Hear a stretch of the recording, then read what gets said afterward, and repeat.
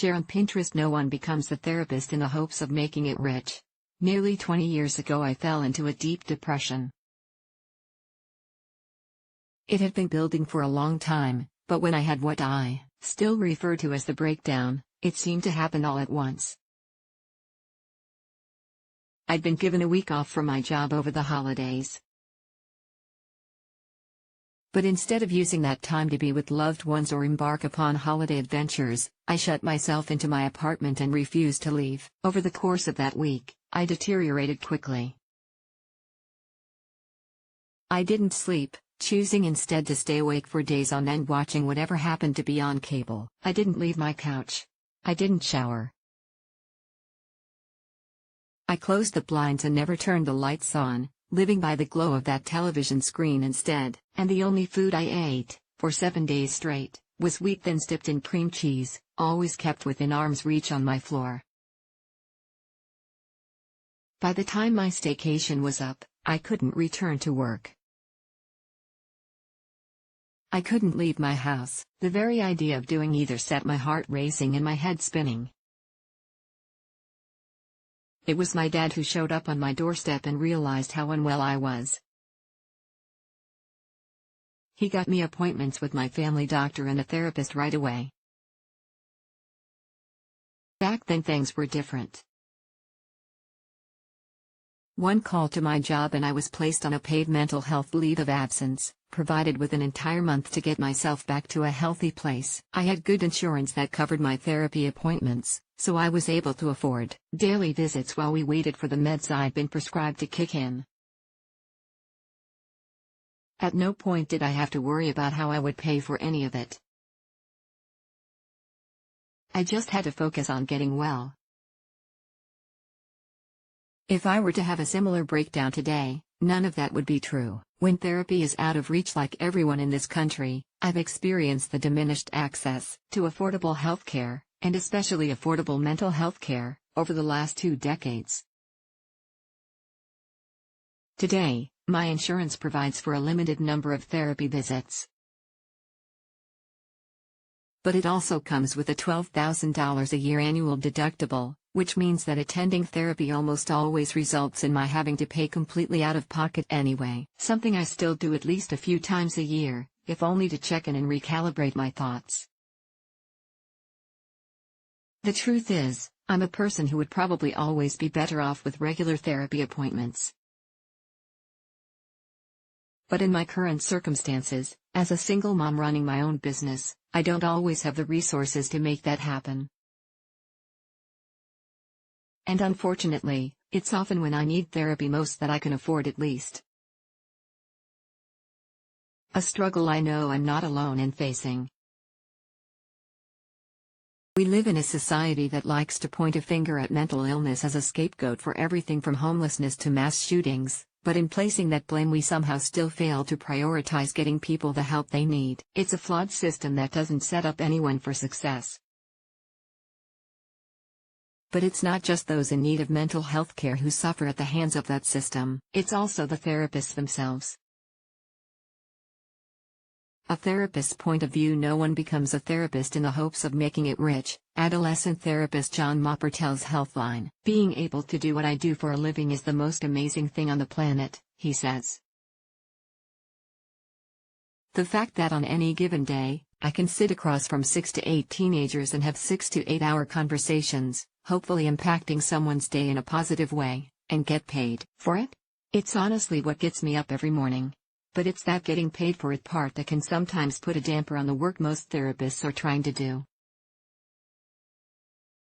Mopper is co-owner of Blueprint Mental Health in Somerville, New Jersey.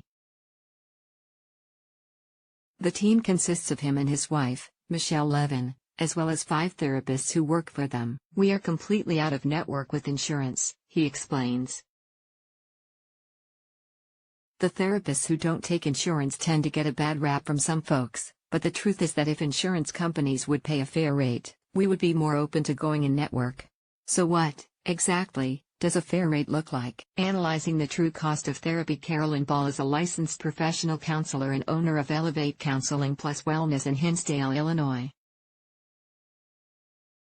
She tells Healthline that there are a lot of factors that go into setting a rate for therapy.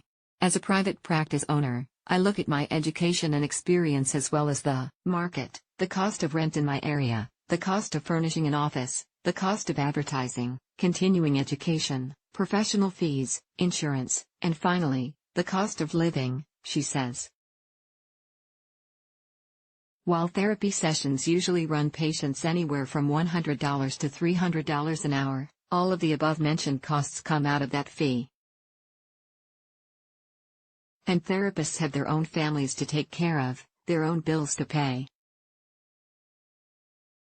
The problem with insurance Ball's practice is another that doesn't take insurance, specifically because of the low rate of pay insurance companies provide. One thing I think people don't realize is how different the therapy hour works from other medical professions, Ball explains. A doctor or a dentist can see as many as 8 patients an hour. A therapist only sees 1. This means that while a medical doctor may be able to see, and bill, for as many as 48 patients a day, therapists are generally limited to about 6 billable hours. That's a huge difference in income, Ball says. I honestly believe that the work therapists do is just as important as the work other medical professionals do, yet the pay is significantly less. On top of all that, billing through insurance often comes with added costs, according to clinical psychologist Drive, Carla Manley. Given the nature of insurance billing, many therapists have to contract with a billing service. This can be both frustrating and costly, she says, explaining that the end result is the therapist often receiving less than half of what was originally billed for. When money keeps people from therapy, therapists know their session rates can be a deterrent to seeking treatment. Sadly, I think this is all too common, Manley says. Many people that I work with have friends and family who need therapy but don't go for 2 key reasons: cost and stigma. She says she's helped people from across the country get low-cost referrals for therapy when needed.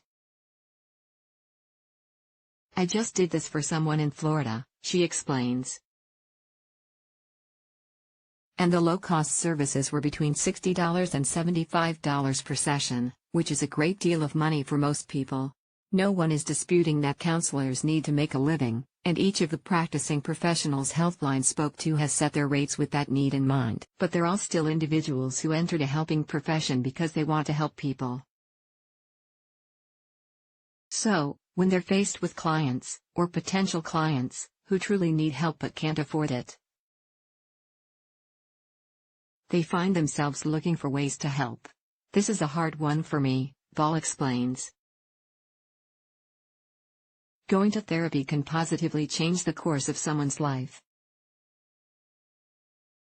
Your emotional well-being is paramount to enjoying quality relationships, cultivating meaning, and building a sustainable self-esteem. She wants everyone to have that access, but she's also running a business. I struggle to balance my desire to provide help to everyone with the need to earn a living, she says. Therapists are trying to help. Ball reserves a number of sliding scale spots on her schedule each week for clients who need the help but can't afford the full fee. Mopper's practice does something similar, setting aside appointments each week that are strictly pro bono for established clients who have expressed that need. Offering some services at no charge to clients who don't have the means is actually tied into our ethical guidelines, Mopper explains. Manley fulfills her desire to help those most in need in other ways, volunteering weekly at a local drug and alcohol rehab center, hosting a weekly low-cost support group, and volunteering with veterans. All 3 mentioned helping people find affordable services when it's just not possible for them to be seen in their office. Some of their suggestions include community clinics, college campuses, which sometimes have counseling grad students with reduced rates, peer counseling services like Open Path Collective, a nonprofit helping people find local reduced-cost therapy service, online therapy, offering services through video or chat at a reduced rate. There are options available for those without the financial means, but Manley acknowledges, finding the resources, which is often easy for a therapist or other professional, can be daunting or scary for someone suffering from depression or anxiety. That's why it's so important to be able to lend a helping hand to offer referrals. So, if you need help, don't let money be the thing that keeps you from getting it. Reach out to a local therapist in your area, and find out what they can provide. Even if you can't afford to see them, they may be able to help you find someone you can see. Leah Campbell is a writer and editor living in Anchorage, Alaska.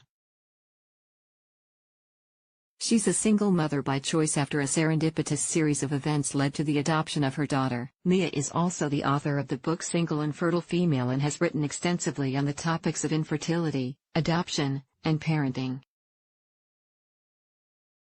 You can connect with Leah via Facebook, her website, and Twitter.